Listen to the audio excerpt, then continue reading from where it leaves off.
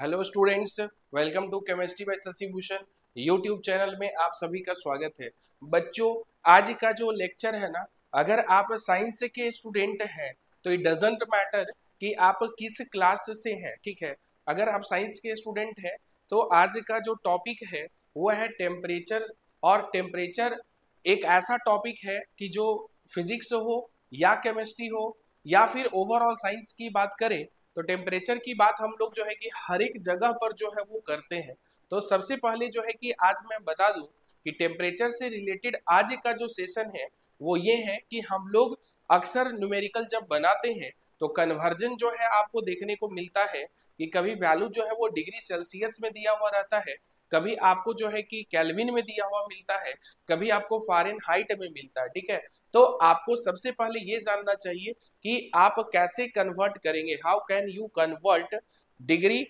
Celsius to Kelvin और degree Fahrenheit to Kelvin और degree Celsius to Fahrenheit, जो आप कैसे कैलकुलेशन जो है वो करेंगे। तो इन सब क्वेश्चन का जो आंसर है वो आपको आज के वीडियो लेक्चर में जो है वो मिलने वाला है, इसलिए आप वीडियो को अंत तक देखेंगे ताकि आपको जो है कि ये आपको एक एक कॉन्सेप्ट जो है आपको सीखने को मिल जाए। और हाँ, अगर आप ये वीडियो देखना स्टार्ट कर रहे हैं और अभी तक अगर आपने चैनल को सब्सक्राइब नहीं किया है तो बच्चों सबसे पहले आप चैनल सब्सक्राइब कर लीजिए, क्योंकि इस तरह का कॉन्सेप्ट जो है अगर आप सीखना चाहते हैं तो आपको मेरे यूट्यूब चैनल के द्वारा जो है आपको टाइम टू टाइम जो है एक से एक टॉपिक जो है कि आपको यहाँ पर एक्सप्लेन किया जाता है, ठीक है। तो चलिए आइए हम लोग स्टार्ट करते हैं आज का जो सेशन है। तो सबसे पहले बच्चों कन्वर्जन की तो हम लोग बात करेंगे, लेकिन कन्वर्जन से पहले मैं टेम्परेचर से रिलेटेड जो है कि मैं बात करना चाहूंगा कि टेम्परेचर जो है वो जनरली क्या होता है कि किसी भी सिस्टम का जो है वो हॉटनेस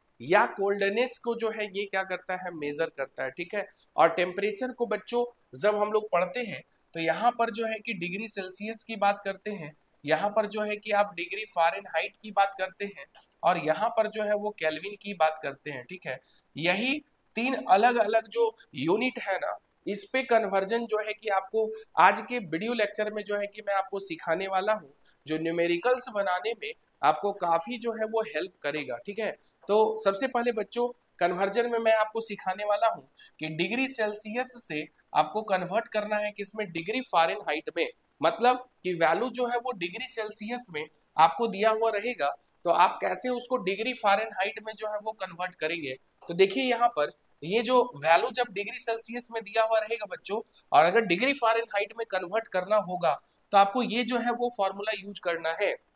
कि degree Fahrenheit is equal to क्या हो जाएगा, 9/5 इंटू क्या हो जाएगा, यहाँ पर देखिए डिग्री सेल्सियस प्लस 32। ये फॉर्मूला आपको यूज करना है कब, जब आपको कन्वर्ट करना हो कहाँ से कहाँ, degree Celsius two degree Fahrenheit जब कन्वर्ट करना हो तो आप ये फॉर्मूला को यूज करेंगे। नेक्स्ट बच्चों यहाँ पर नेक्स्ट है conversion of degree Celsius to Kelvin. मतलब कि अगर वैल्यू आपको डिग्री सेल्सियस में दिया हुआ है और केल्विन में अगर कन्वर्ट करना है तो कैसे कन्वर्ट करेंगे। तो देखिए यहाँ पर आपको जो डिग्री सेल्सियस में जो वैल्यू दिया हुआ रहेगा ना, उस वैल्यू में आपको क्या करना है, 273.15 जो है ये आपको ऐड कर देना है उस वैल्यू में। तो आपका जो वैल्यू होगा वो कन्वर्ट हो जाएगा किसमें, केल्विन में। तो ये दोनों जो फॉर्मूला है पहले आपको जो है कि ये याद होना चाहिए बच्चों कि डिग्री फ़ारेनहाइट में अगर कन्वर्ट करना है डिग्री सेल्सियस को, अगर डिग्री सेल्सियस में वैल्यू दिया हुआ है और डिग्री फ़ारेनहाइट में अगर कन्वर्ट करना है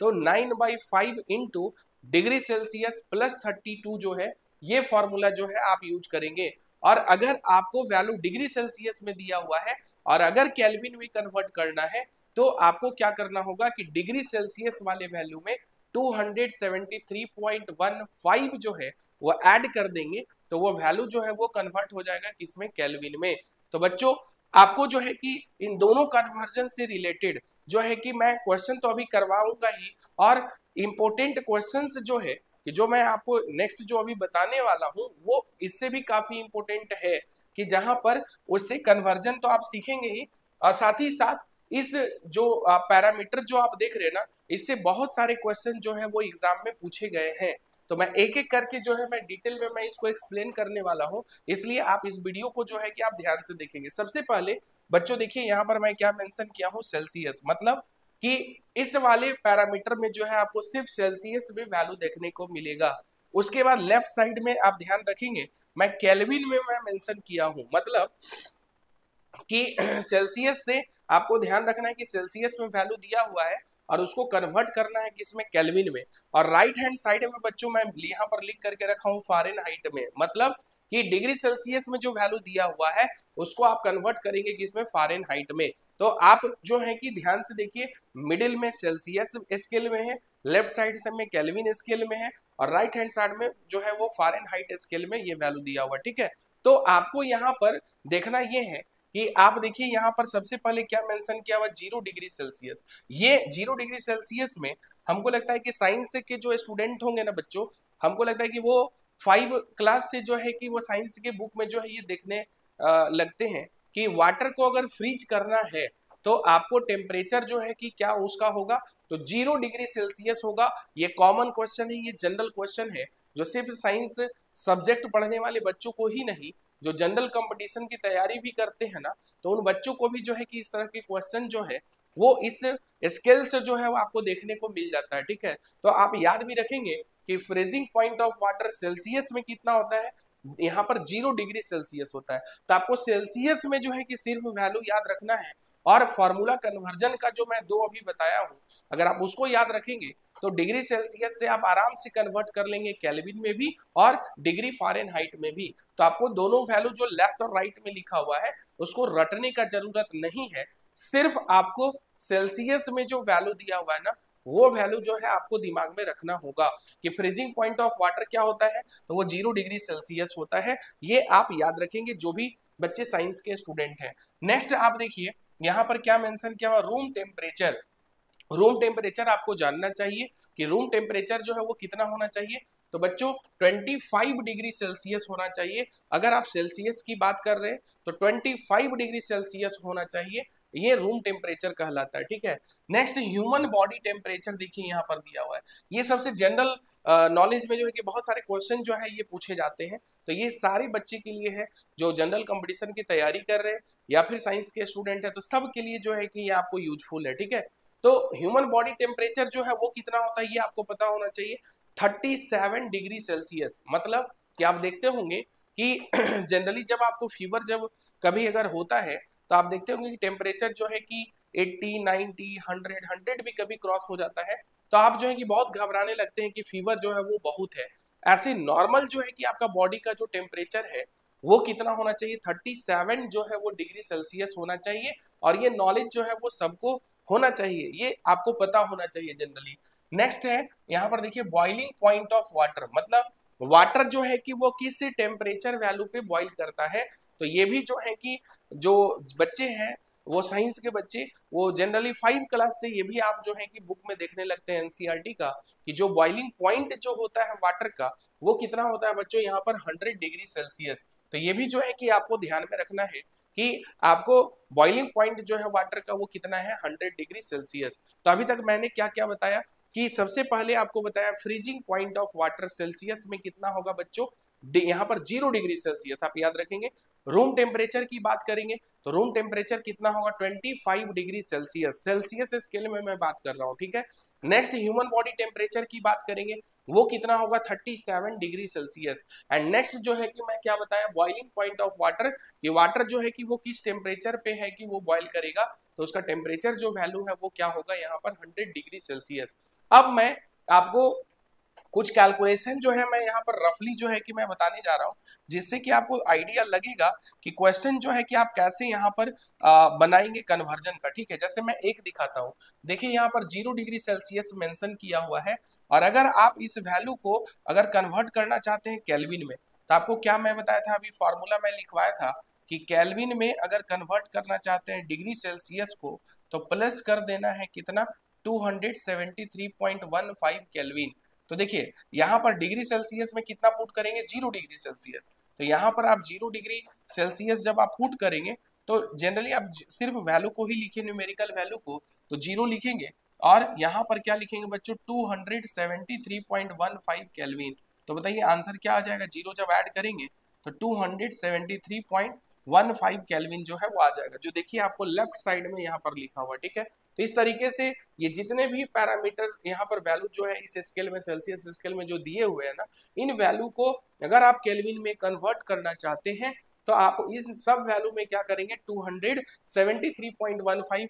इस वैल्यू में भी अगर आप ऐड कर देंगे 273.15 केल्विन, इसमें भी ऐड कर देंगे 273.15 केल्विन, इसमें भी ऐड कर देंगे कितना, 273.15 केल्विन। तो इस तरीके से आपको सारी वैल्यू जो है ये कन्वर्ट हो जाएंगे किसमें, केल्विन में। तो इसलिए जो है कि ये जो है कि आप याद रखेंगे, ये काफी इंपोर्टेंट जो है मैं कन्वर्जन जो है मैं सिखा रहा हूँ, ठीक है। इसी प्रकार से बच्चों अगर फ़ारेनहाइट में अगर आप कन्वर्ट करना चाहते हैं, मतलब अब जो वैल्यू है वो डिग्री सेल्सियस है और आप कन्वर्ट करना चाह रहे हैं किसमें, फ़ारेनहाइट में, ठीक है। तो इसको कैसे कन्वर्ट करेंगे, तो चलिए मैं एक कैलकुलेशन करके मैं दिखा देता हूँ ताकि आपको पता चले, ठीक है। तो जैसे मान लीजिए कि अभी आपने देखा कि जो फ्रीजिंग जो पॉइंट है, फ्रीजिंग पॉइंट ऑफ वाटर जो है, अभी मैं बता रहा था फ्रीजिंग पॉइंट ऑफ वाटर कितना था बच्चों, freezing point of water, freezing point of water,